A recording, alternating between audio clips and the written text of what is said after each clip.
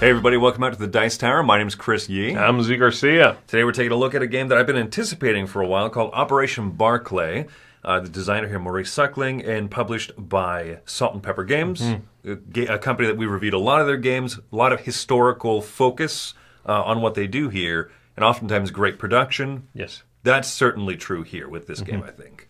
So this is, we'll show you how it plays, a little bit of a riff on poker and spyfare, and then we'll come back and give you our thoughts.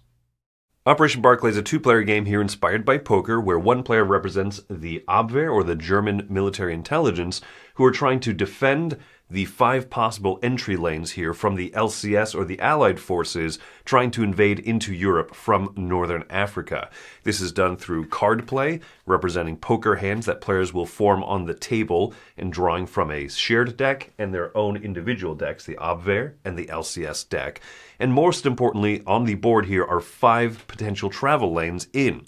At the start of the game, the LCS player, the Allied player, is going to determine which of these is going to be their primary entrance path, which will have 4 of these success tokens. The secondary path will have 3 of these success tokens, whereas the other 3 paths will only have 2 of them, and they'll have 3 failure tokens. These are set up in secret, face down on the table, and the job of the Abwehr players to determine through logic and winning poker hands which of the lanes are the primary and which is the secondary. So let's flip all these over. Now that the evidence tokens have all been flipped over, gameplay is going to start proper. The Abwehr player has 6 rounds in which to try to decipher what is going to be the primary and the secondary attack lanes. They must be able to prove it evidentially, not just guess at it.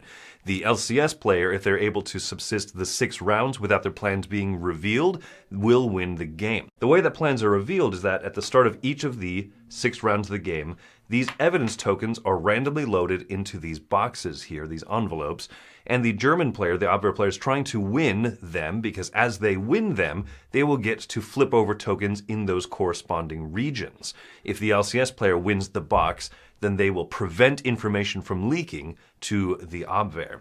The way that this is done is, this box here represents the strongest poker hand, this represents the correct bid or bet on who wins the poker hand, and this one is who is able to play the most of the airplane or the boat symbols representing reconnaissance and raids. You compare the highest number between the two.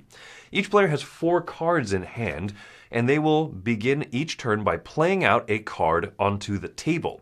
The first 3 cards played will be played face up. If they have any actions on them, the actions will be carried out. So the Abwehr player starts by playing this pink 10 out, and then they draw a new card. There is a standard deck of cards here, from which all of these are, and there are also personalized decks of cards for each of the factions, where you'll see more wild cards with multiple colors or multiple values, cards that have unique special effects from one deck compared to the other, and more of those raid and reconnaissance symbols. So the Abwehr player will choose to draw from this deck over here. Then it'll be the turn of the LCS player, who will play out one of these cards face up. And in this case, when carrying out the action of the spy card here, what they'll do is they will look at the top 2 cards from the deck here, choose one of them to keep in hand, and put the other into this area here known as the double cross deck. This is important because this is also another shared deck that the players will be manipulating over the course of play. Let's jump ahead now to once 3 cards have been played. After each player has played 3 cards face up, starting with the Abwehr player, they will make a bet. They will place out one of their tokens face down, betting whether they or the LCS will have the stronger hand here. And remember, betting is how these 3 evidence tokens over here are going to be placed out. And in this case, the bets are made. Play continues back with the Abwehr player, who will now play a card. However, it will be played face down onto the table, and then they will still draw a new card back into hand. Go back to the LCS player, who will play another card face down and draw another card into hand. And this continues until 5 cards have been played in total on the table, at which point you then go to the assessment phase.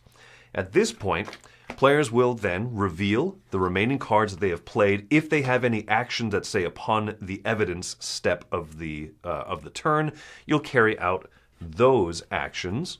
And then you'll compare hands. So starting here, you see that this player was able to make a straight from 9 through 13. This player is able to do 3 of a kind. And so the winner of this first evidence box is the obver player, who will get to flip over a token in blue and one token in purple of their choice. These tokens have been assessed. Now, coming here to the beta box, let's see how players bet. Well, each player bet on themselves, meaning that the obver player was correct, and they were able to get this symbol, to get these three over here. So flip over one in red, one in pink, and then one of their choice, and they will double down in this region with the one of their choice. Then coming over here to the reconnaissance symbol, or let's say that this player, in fact, played out this one here. Now we look and we see who has played more recon or raid symbols. Well, in this case, it is the LCS player. By winning this evidence box, what they've done is they've prevented this bit of information from getting leaked over to the obver side of things, so nothing happens. These tokens are returned, you advance to the next round of the game, and play continues until at the end of 6 rounds, the obver player has won. Before then, by revealing the primary and secondary, or if the LCS player has held off for all 6 rounds, they have won the game. And that's the basics of Operation Barclay.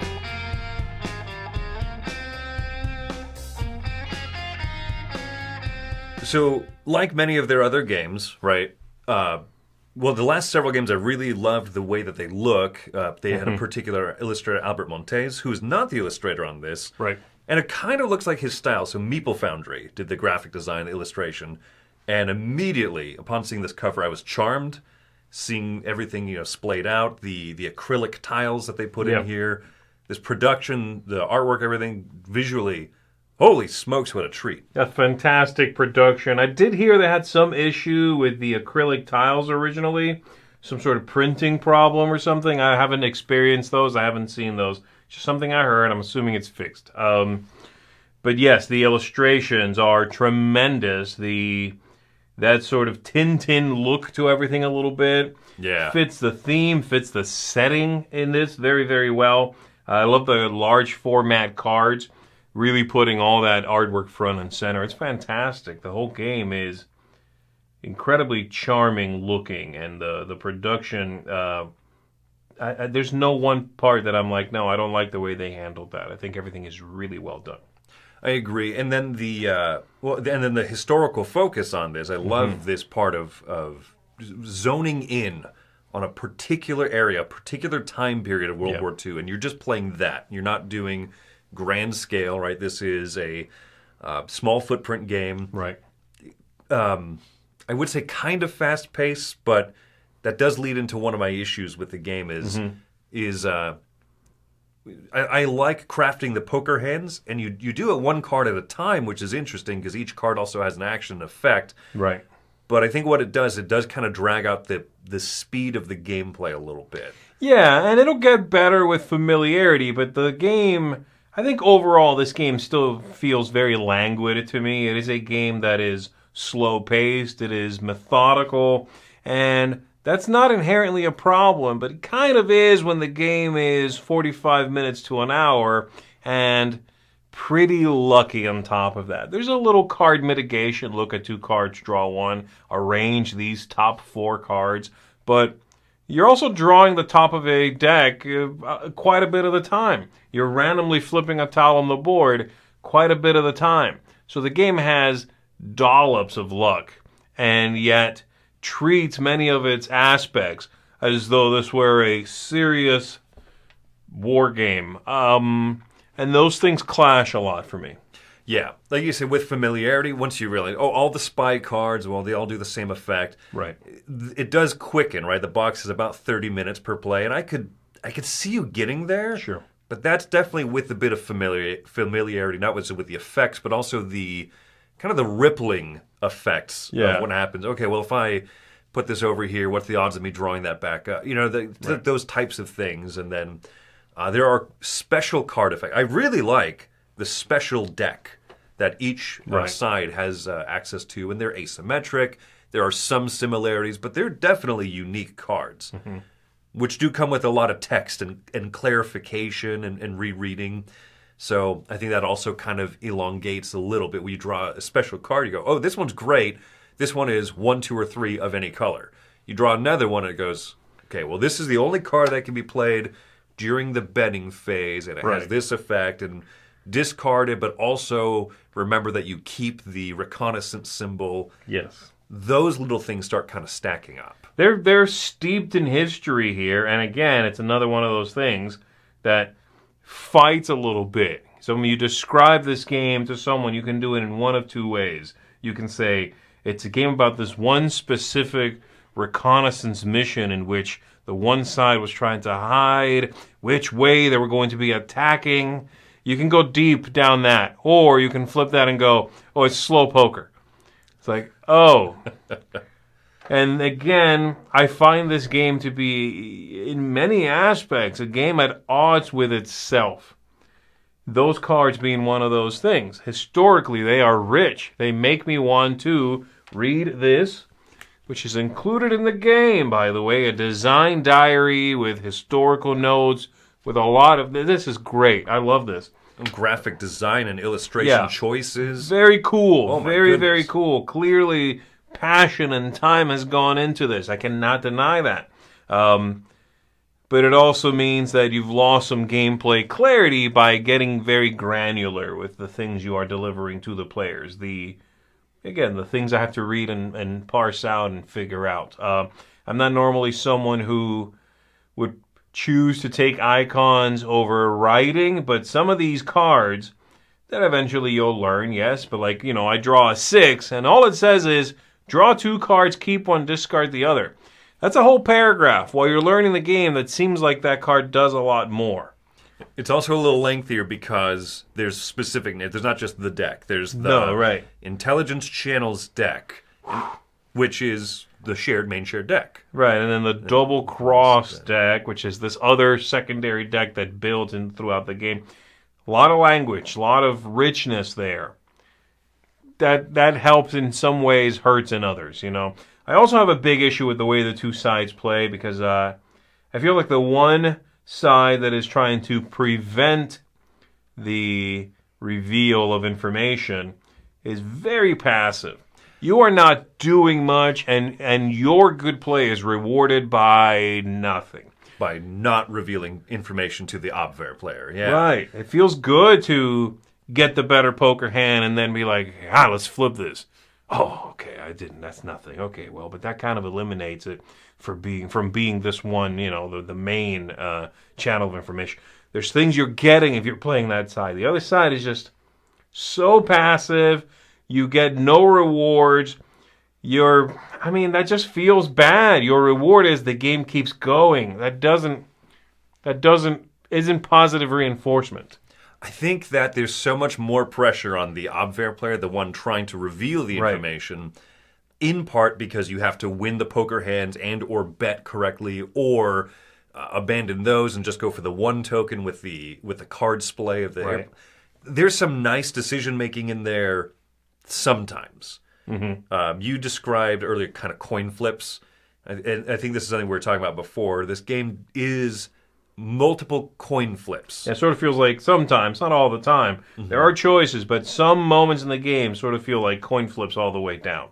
Where the tokens ended up over here in alpha and beta, and then which one you reveal within that color. Doesn't matter. It could come down to you win or not win based on a couple of those coin flips. Yeah, and that doesn't feel great to me, to the point where when I'm playing the LCS against someone playing the Obver, I feel almost a little bit bad if I do a clean sweep of the round. You don't flip over any token, or you flip over one token for the whole round. I just kind of go, oof, you're really behind the curve that you need to be on to have a chance of winning. And I've seen that happen a few too many times. Like the second or third round, no new information is flipped. Oof, I feel a little bad for the other side. Right, and it sort of just feels like, well, how about the game guarantees me some information and we play one fewer round? How about that? Can we do that? Because then I just wasted a whole playing 5 cards back and forth if I got nothing out of it. Look, I get it. That's how this game operates. I understand. But, even in games like Mr. Jack, a classic 2-player game in which the idea was to whittle down this sort of information, it's incredibly rare where there is no new information given. And if so, It is near the end of the game. The tension is palpable, and Mr. Jack the Ripper has almost gotten away. So this doesn't quite manage to bring that tension to the surface. I think the thing, too, is that multiple people, and we've played a lot of people with this, right, multiple times. That was a weird way of saying. I've played this a lot, and there are games of it that are, I think, quite fun. Sure. So it's not that there's a lack of fun, but for me, there is a little lack of tension. Sometimes because, well, I just know that the operator player is not going to get it, right? Definitely has that feel of 2 rounds from the end. You're like, nah, you're not going to get there. Yeah. The game has a somewhat, it's like an unreliable feel to it. You can't rely on it giving you a good time, a good setup, a good, again, series of coin flips. Yeah. Score-wise, how would you come down on this one?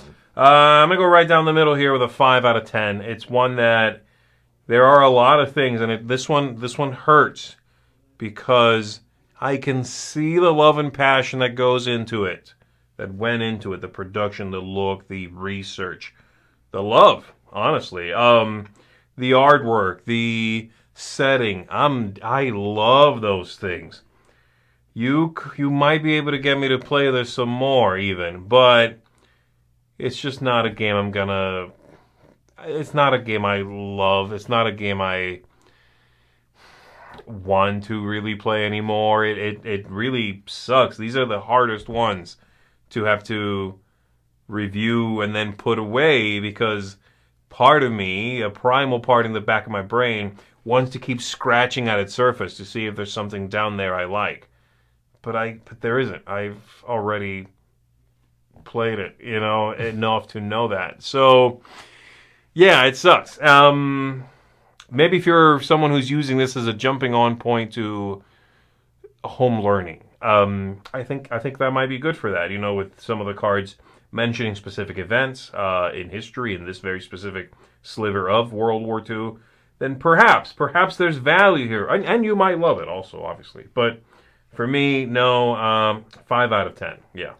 I'm a little bit higher. I'm a 6 out of 10. And it's one of those where that inconsistency of how much tension is going to be in the game is the big thing that keeps me from recommending it. Right. I have fun with it. I enjoy it. I particularly love the history of it and that intelligence, counterintelligence, that battle back and forth. Yeah.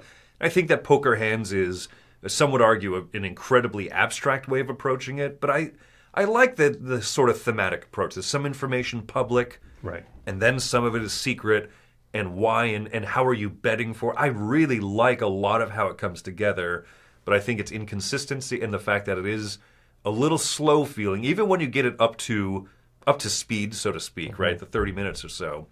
I think I would really like this if it were a bit shorter, a bit faster. Yeah, we were talking a little bit about that, about how if this was a punchier game, I could see myself being more forgiving about bringing it to the table. Yeah, if it wasn't that one card at a time, stop, wait, I drew one, I don't remember, let me read. Yeah. What is Joan Sanders? Who is that? Oh, the card that doesn't say Joan Sanders in big letters? It's in the little box right below. Yeah, that kind of stuff slows it down. If it was like, bam, boom, 3 cards at a time, I don't know. And I really wish that the LCS side got a little something for denying, information. I want you to, add a cool card to your deck or something when you're on that side, because you just get nothing. Yeah. Anyway, so yeah, ultimately, and I echo one of the big things, too, is that this is hard to speak negatively of because of how much I love what is happening. Mm-hmm. But also it does have enough flaws. I bring it down to a 6. Not a bad score. Right. You might like this, especially if you are more into the historical side of things. You might see so much value in this. Yeah. But that's ultimately where we're coming down on Operation Barclay. So hope this review's been helpful for you. Thanks for coming out to the Dice Tower. My name's Chris Yee. I'm Z Garcia. We'll see you on the next one. Hey everybody, thanks for watching another video from the Dice Tower. Hey, you want to learn more about us, communicate with us? We have a Facebook group, we have a Discord channel, lots of different ways to get involved with the Dice Tower. You can find that in our Linktree link below. So just click that, it will take you and you can communicate with us on Facebook, join our Facebook groups. There's lots of cool things that you can find and become part of the Dice Tower. Thanks so much for watching. I'm Tom Bassett.